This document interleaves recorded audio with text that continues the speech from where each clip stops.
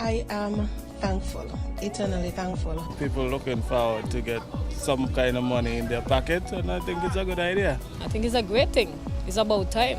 It good. We are a nation on the move. And we are determined that as our country continues to expand, our workers, they must share equitably in that expansion. And so, consequently, I am pleased to announce tonight that the government of St. Kitts and Nevis has approved an increase in the minimum wage of our workers with effect from November the 1st, 2014.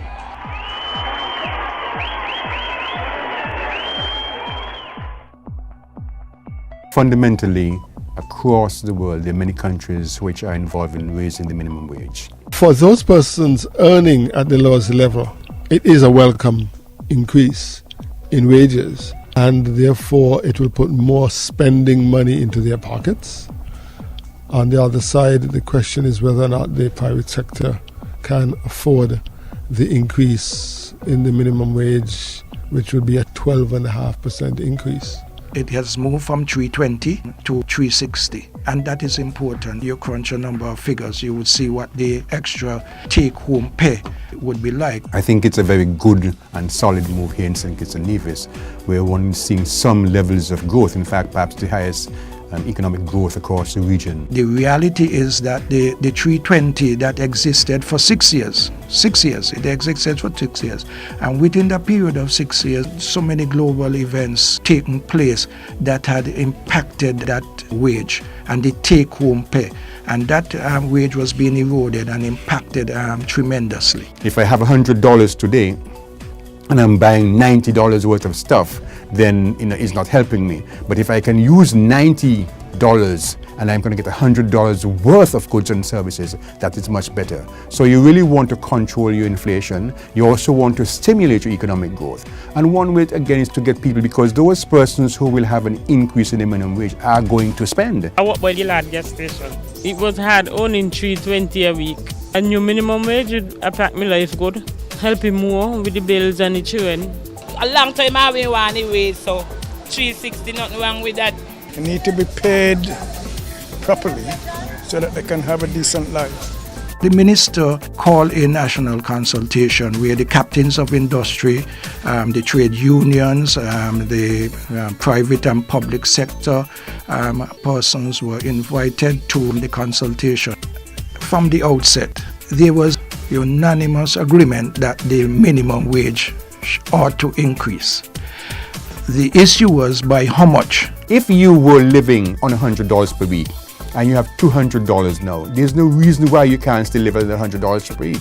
Now, if you were destitute, is a different issue. You want a wage that definitely ensures the improved standard of living for the citizens of St. Kitts and Nevis. It is a wage that affords dignity for the workers, especially within the old concept of the ILO, decent work, gender and employment, etc. That was very critical.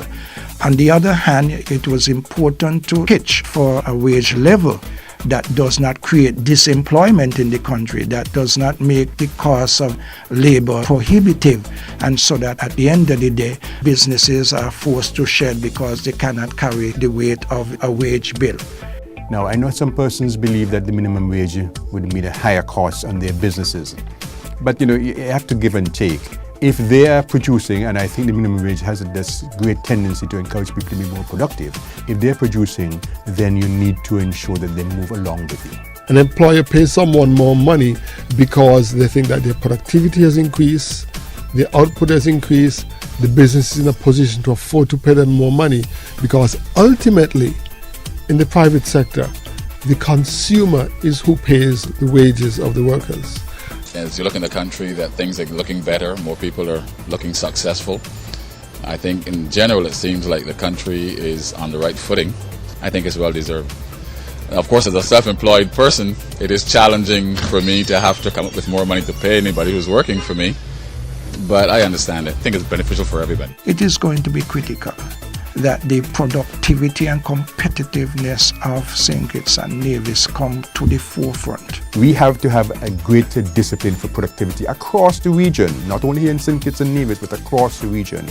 But that has to be both from the workers' perspective and from managerial perspective. People say that one hand can't clap, but one hand can slap.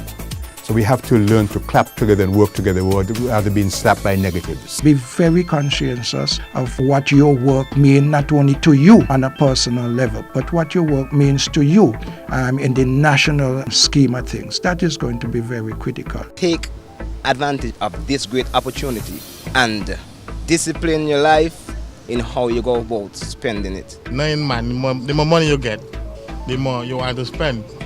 But you know, we used to get the $40, so you could take the same $40 and save it now.